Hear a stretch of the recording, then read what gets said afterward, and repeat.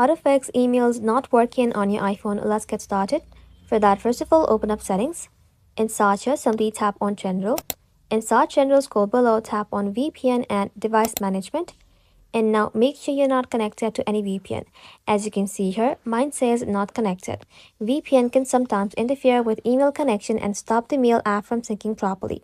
Now head back to main settings, scroll down, then simply tap on apps. Inside app, you want to go ahead and simply search for mail. Once you search for it, simply tap onto it. Inside here, simply tap on mail accounts. Then tap on fetch new data. Now inside here, make sure push is selected. Also make sure fetch is set to automatically. This allows your iPhone to receive emails in real time. Now if your emails aren't still working, you can head back to mail account. Choose the email you're having issues with. And now you can simply tap on delete account. After that, simply tap on add account again. And just like that, choose your email provider from the list and follow the steps to sign in back into your account. That's it.